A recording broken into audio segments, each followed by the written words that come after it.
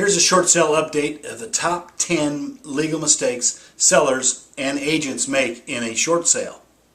Looking for short sale information? You've come to the right place. Mike Rigley, Certified Default Advocate, distressed property expert, and your short sale specialist here. Thanks for joining us for another edition of our blog.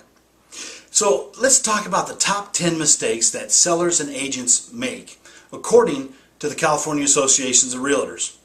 Number 1. Accepting the buyer with the highest offer without regard to other contractual terms.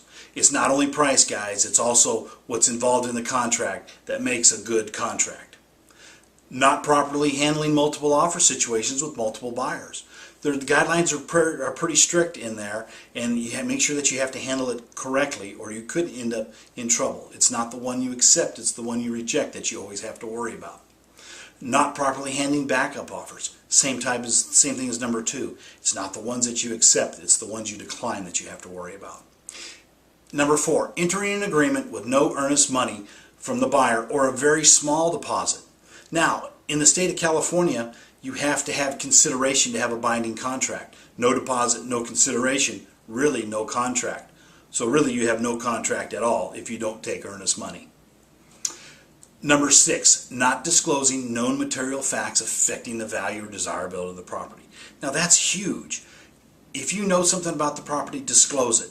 In a short sale, we want to protect you from liability and deficiency from the lender, and then we switch into a regular transaction where we want to protect you from liability of the sale of the house. So it's disclose, disclose, disclose. And let's face it, if you don't disclose it, your neighbor's going to after you move. So let's disclose everything up front. It's better to blow up a deal on disclosures than it is to come back and get sued later.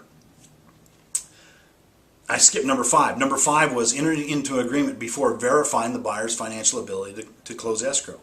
An offer is an offer is an offer is only good if they have the pre-qual and the funds to close. If they can't close, really you got nothing. And in a short sale, that could be catastrophic. We could lose the house to foreclosure if we can't close the escrow. So let's jump back down to number 7. Number 7, not providing the buyer with the legally required disclosures. So worse than not disclosing is not giving them disclosures at all. That's just nuts, guys. Don't do that. Number 8 is not obtaining the buyer's written acknowledgement that they received the disclosures. So let's backtrack. You got to give them the disclosures. You got to disclose everything that you know, and then you got to get in writing that they received them. And you do that by making sure that they've initialed and signed every disclosure.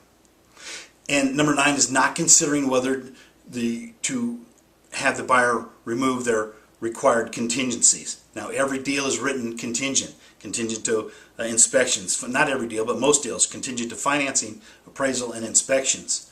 By the buyer removing his contingencies, he is now locked into the transaction. Yes, he can still back out, but the chances are much less that he will. And number 10 is not excluding items from the sale that the seller wants to keep. So naturally, light fixtures, stove, oven, dishwasher, disposal, those are all window coverings. Those are all included in the sale unless you exclude them. If you've got a special ceiling fan or family heirloom chandelier that's not included in the sale, you've got to get it in writing so that the buyer knows up front. Otherwise, you're going to have problems. Now, a good realtor will be able to help you avoid all these mistakes. So make sure you interview at least 2 realtors before going into listing your house. And if it's a short sale, make sure you're only working with a certified default advocate and a short sale specialist. Ask them how many deals they've actually closed and how many banks they've worked with. Hope that helps. Now, to get a better idea of when your home will be worth what you owe, log on to www.shortsaleandloanmod.info and you'll get a free no obligation estimate, or give me a call. If you got any short sale questions, give me a call. The call is free as well. So you give me a call tonight. Give me a call today. You'll sleep better tonight. You'll be glad you did. I'll see you soon. Thanks.